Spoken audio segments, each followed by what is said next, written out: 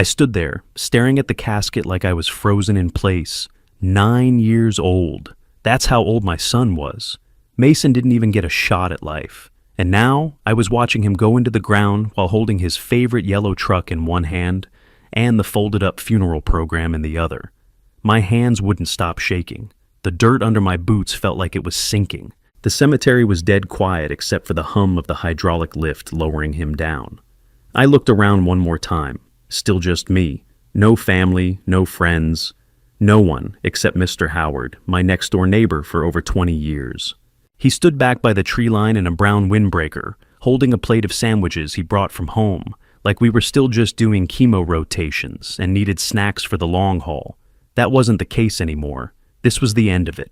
My name's Evan Daniels. I'm 37 years old, and I live in Evansville, Indiana. Today I buried my only son, and no one from my family showed up. Quick note, before we start, how's your day going and where are you joining from? Leah, my ex-wife, hadn't seen Mason in over a year. She walked out 2 years ago when the first diagnosis came in. Said she couldn't watch him suffer, just never came back. My parents, they texted me 2 days ago from the airport, said they were flying to Maui. Non-refundable. Apparently palm trees matter more than their grandson's funeral.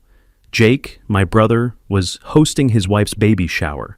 Guess mimosa towers and pink cupcakes beat grief and dirt. The only person who sat with Mason during treatment when I couldn't was Mr. Howard. He watched cartoons with him, played Go Fish, even helped me move the oxygen tank from room to room.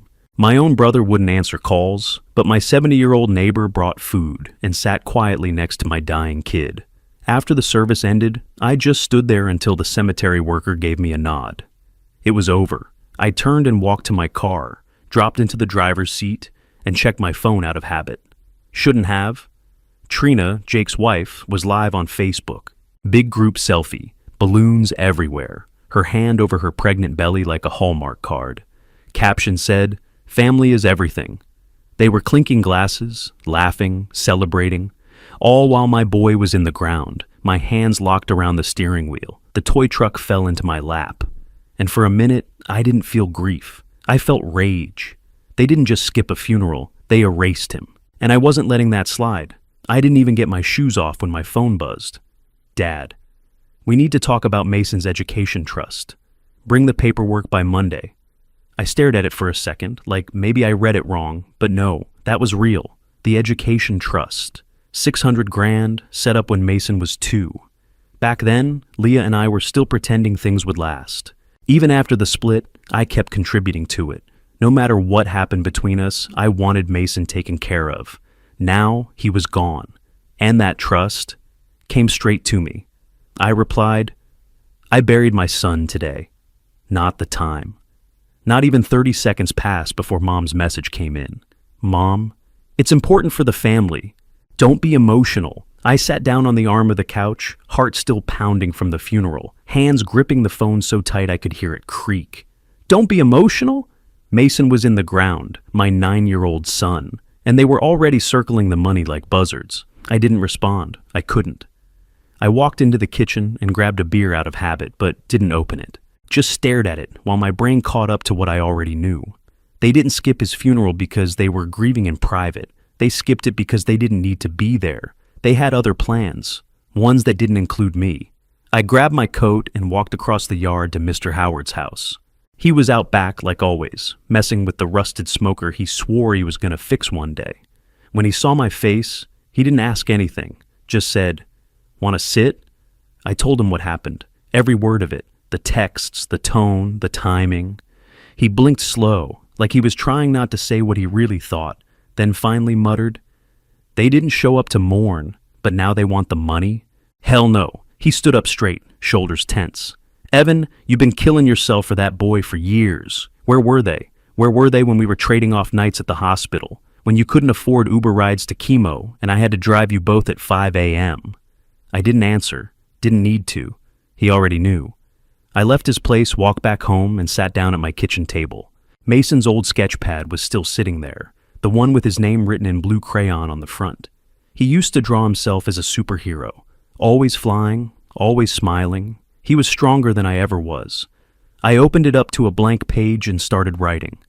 Not drawings, Lists every doctor's visit, every hospital stay, every nurse's name, every fever, every chemo night, every puke bucket I had to clean, every night he couldn't sleep unless I was holding his hand, every damn time I reached out to my family and no one picked up, every missed birthday, every too busy excuse, every Facebook post while Mason was losing weight and asking me if he was going to die. I kept writing until my hand cramped. They wanted to talk about the trust? Fine. Let's talk about what that money was really for. Monday morning came fast. I parked at the curb outside my parents' house and killed the engine. My stomach was tight, my hands still sore from gripping a pen all weekend, writing down every time they weren't there. Inside, the air smelled like lemon polish and coffee. I stepped into the living room and froze.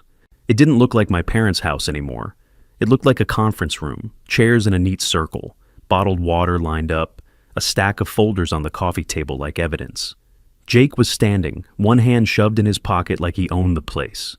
Trina sat next to him in a blazer, hair slicked back, scrolling on an iPad, and there was Leah, off to the side in a chair by the window, eyes darting between us like she'd wandered into the wrong room. Jake gestured toward the main folder. "We talked to a lawyer," he said. "We need to reallocate Mason's trust. You're not in the right headspace to manage it." I stared at him, then at the folder. "Is that what you're calling this? Reallocation?" Trina leaned forward, her voice sugar slick. "We had commitments. That doesn't mean we didn't care." I turned my eyes to Leah. "And you? You're part of this?" She shifted, voice quiet. "I just think we should all have a say in how Mason's memory is honored." "You mean his money?" "That's not fair," she snapped. I moved closer to the coffee table, my hands brushing the edge. That's when I saw it, a rolled-up set of blueprints half hidden under the stack. "What's this?" I asked, pulling it free. Trina's head snapped up. "It's nothing." She lunged, reaching for it, but I held on and unrolled the sheets. "Knew it," I muttered. "Kitchen expansion, new counters, new island. Must be a hell of a legacy." "You don't understand the timing," Trina said quickly, palms up, like she was explaining something simple to a kid. "Contractors are booked months out. If we wait, we lose our slot." I dropped the blueprints back on the table. "So Mason's Trust becomes your remodel fund." "Got it." Jake straightened his tie, his face gone hard. "Don't twist this. We're looking out for you, for everyone." "Sure you are," I said. He slid another document across the table. This one had legal letterhead. "Petition for guardianship," he said flatly. "You sign this, or we'll have the court declare you mentally unfit. That trust can do more good in our hands than yours right now." "Mentally unfit," I repeated, my voice low. "You're actually doing this. You're grieving," he said. "You're unstable. It's not an attack, it's reality. We're trying to help you." I looked at Leah. "And you're okay with this? Taking my son's future and calling it charity?" She pressed her lips together, but didn't answer. "You all think I'm still the guy who shuts up and goes along," I said. "You think burying my son broke me so bad you can just swoop in?" Jake's voice got sharper. "Evan, sign it now, and we can keep this out of court." I reached across, grabbed the papers, the folder, and even the blueprints. My pulse was loud in my ears. "You already made this ugly," I said, standing. "Let's see how far you're willing to go." I turned and walked out, the documents under my arm, not giving them a chance to say another word. I didn't even take my coat off when I walked into Marcus Holland's office. The whole place smelled like paper and coffee. No fancy decor, no fake warmth. Just shelves stacked with thick law books and a big oak desk that had seen decades of people coming in with problems. He was waiting for me behind it, silver hair, square glasses, button down rolled to the elbows. No smile, no small talk, just a nod. "You must be Evan." I dropped the folder, the blueprints, and the petition on his desk. "I'm in it deep," I said. He opened the folder, flipped through the documents like a man scanning a grocery list. Then he pulled out the trust agreement, read the first few lines, and looked me dead in the eye. "Your ex wrote in clear terms. If anything happens, the father, you, controls everything." It's airtight. I sat down, my hands gripping my knees. "They're lining up witnesses. They're calling me unstable. They're trying to take the trust." Marcus leaned back in his chair, slow and deliberate. "They're not coming for the trust. They're coming for you. That landed like a punch. What do you mean? He turned his monitor so I could see. Old call logs from his firm, names highlighted in yellow. Trina and Jake's names. Dates. They contacted my office 6 months ago, Marcus said, right around the time Mason relapsed. I blinked. They were planning this even then. Long game, Marcus said. They want to flip the narrative, make you look broken, incapable. If they can convince a judge you're unfit, the trust shifts out of your hands. I rubbed my face hard, fighting the burn behind my eyes. So, what do I do? You build your defense like a war, he said, voice flat. Document everything. Get character witnesses, anyone who saw you doing the work. And you record what they say. You don't fight fire with water here, Evan. You match them strike for strike. I leaned forward. They threatened to have me declared mentally unfit. Said the court would side with them. Marcus gave a half smirk. Let them try. Paper beats noise every time. We're going to bury them in facts. He tapped the trust statement with his index finger, hard enough to echo. This is your anchor. They can't change the terms, so they're trying to change you. Don't roll over. Don't give them an inch. I exhaled, still staring at the call logs. I've already started a list. Hospital visits, missed birthdays, all of it. Good, Marcus said. Expand it, Mr. Howard, Mason's nurses, anyone credible, line them up. This isn't just a hearing, it's a character war. They want the judge to see you as unstable. We're going to show them the father who raised a sick kid by himself. I stood, picking up the folder again. So I build my defense? Marcus nodded once. Like one, because that's what this is. I walked out of his office with the papers under my arm and my jaw set. For the first time in days, I felt something close to control. I got home and didn't sit down, not even for a second. Pulled out the boxes I'd shoved into the hall closet, bills, appointment letters, medication logs. Every crumpled parking receipt from the hospital.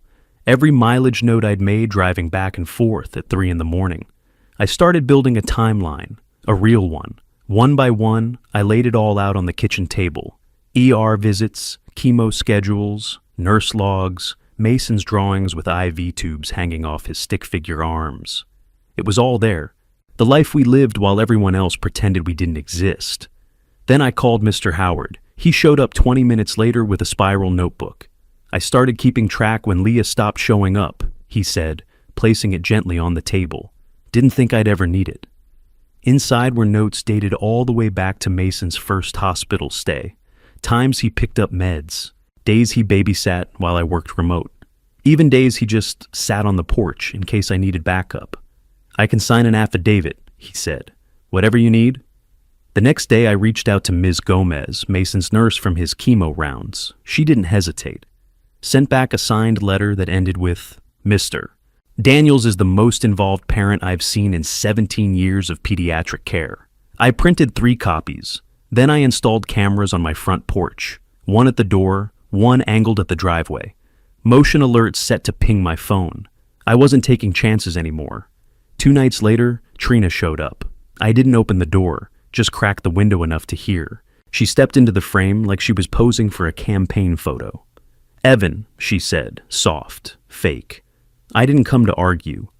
I just want you to think about this reasonably. I didn't speak. The camera caught everything, her tone, her expression, every word. This doesn't have to go public, she said. By that weekend, I had everything sorted. Files, statements, video, timestamps. It was a damn war room in my kitchen. All that was left was for them to make their move. And I was ready when they did. The envelope showed up on a Thursday. Thick, certified mail. The kind that doesn't fold. I opened it at the kitchen counter, hand steady, heart not so much. Emergency petition for guardianship. Daniels versus Daniels. There it was, full-blown legal war. They were filing to have me declared mentally unfit. Attached to the packet was an affidavit from Melissa, a woman I used to call a friend. She'd been around during Mason's early treatments, helped out a few times. I hadn't talked to her in over a year. Now, here she was, saying I'd shown erratic emotional behavior during Mason's illness, that I was prone to mood swings, unstable, and unfit to manage a financial trust of this size, They even brought up the night I collapsed in the hospital hallway. I'd been up for 72 hours, hadn't eaten, hadn't slept. Mason had spiked a fever, and I just dropped. Nurses caught me before I hit the tile. In the affidavit, they called it reckless neglect. By Friday morning, the local paper had it on the front page of the community section. Family fights to save grieving father from himself. And right under it, a bright photo of Jake and Trina holding hands in their backyard. Trina's belly popped, perfectly framed, like it was some Lifetime movie shoot. Her caption on social, "Doing what's right isn't always easy, but family comes first." I nearly crushed my phone in my hand. Marcus called as I was pacing the garage. "They just played their last card," he said. "It's all out now. We go to court. They really think this is going to work." "They don't care if it works," he said. "They want public sympathy. They want noise. But noise doesn't hold up in court. Let the judge see who they really are." I leaned against the workbench, staring at the oil stains on the concrete. My jaw ached from grinding my teeth. "Let's end it," I said. There was no panic anymore, just heat, just focus. Marcus told me the court date. I circled it in red on the calendar over the sink. Then I got back to work, lined up the files, prepped the witness statements, double-checked every clip from the door cam. They thought grief made me soft. They thought I'd fold under pressure. They forgot one thing. I buried my son. There's nothing left they can take that I haven't already lost. The courtroom smelled like old carpet and tension. I walked in behind Marcus, documents clutched tight under my arm. My heart wasn't racing, not anymore. It was steady, focused, cold in the way you only get when you've already lost the worst thing that could be taken from you. The room was packed. Probably half of them didn't even know the details, just came for the drama. You could feel the eyes on me the second I stepped through the doors. Jake and Trina were already seated, front row. Trina wore a fitted black blazer, hair pulled back, not a single piece out of place. Like she was dressed for sainthood. Jake had their newborn in his arms, like that baby was part of their case. Probably was. And Leah, sitting next to them, not looking at me, just adjusting her blouse and staring straight ahead, like all of this had nothing to do with her. Judge walked in, everyone rose, gavel cracked. This was it. Trina spoke first. "We only want to help my brother," she said, her voice dripping with rehearsed concern. "He's not well. He's still grieving, and it's clouding his ability to make decisions. We're not here to take, we're here to support." She turned slightly toward the judge, hands folded like a church lady. "Mason meant the world to all of us. This is about preserving his legacy responsibly." Jake just nodded along, didn't speak. Then Melissa took the stand. I hadn't seen her in over a year, but there she was, all done up like she was reading lines. "Evan had episodes," she said, voice soft, almost shaky. "During Mason's illness, he'd go from calm to angry in seconds. Once, I found him crying in the hospital parking lot, punching the steering wheel. It scared me. I worried for Mason. Marcus didn't flinch, didn't even blink. When it was his turn, he walked straight to the center of the room and set a thick stack of binders down. "No opinion," he started, "just facts." He opened the first binder, documented appointments. 83 total, all attended by Mr.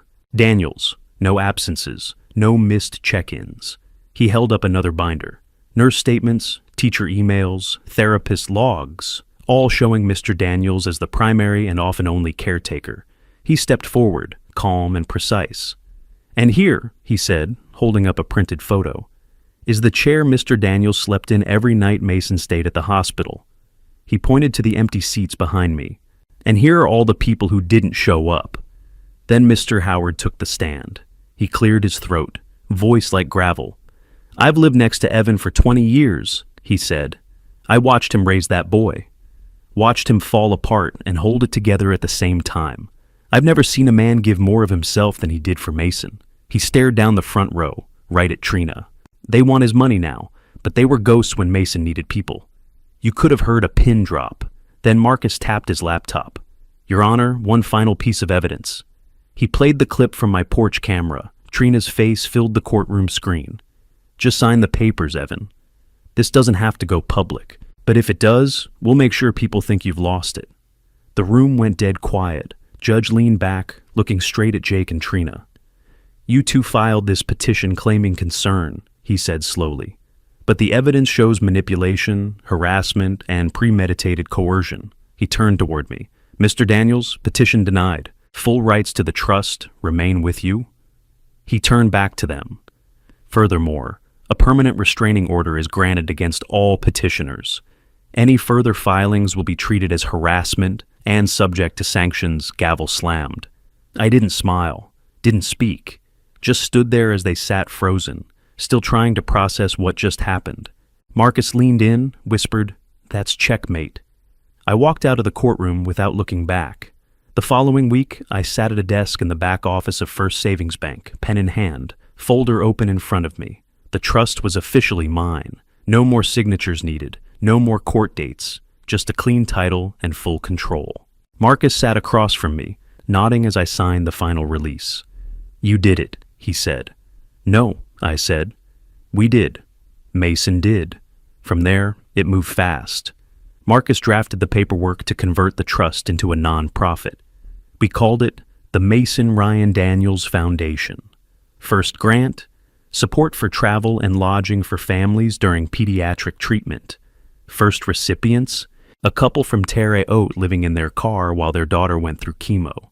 Mr. Howard came by the house later that day with a yellow legal pad and a whole plan. "I already talked to the hospital kitchen staff," he said. "If you fund the food, I'll coordinate weekly meals for the families. No red tape, no overhead. Just food where it's needed done," I said. No hesitation. He grinned and got to work before I could even pour him a coffee. Meanwhile, things started unraveling for the people who came after me. Trina's kitchen remodel stopped halfway through. Contractor pulled out once-word spread about the court ruling. City permit got flagged over an unpaid lien. Jake's IT business, gone. Turns out you can't run a company when your clients see headlines about guardianship fraud. Melissa, fired. Someone leaked her affidavit to her employer, along with the footage Trina didn't know I had. Apparently HR doesn't love false psychiatric claims. I didn't celebrate. I didn't need to. Karma showed up, right on time, did its thing, and kept moving. My parents haven't called. Not once since the ruling. No emails, no apology. Just silence. And honestly, I prefer it that way. The house feels quieter now, but not empty. I get texts every few days from parents across the state. Photos of their kids with new coats, clean beds, rides to treatment.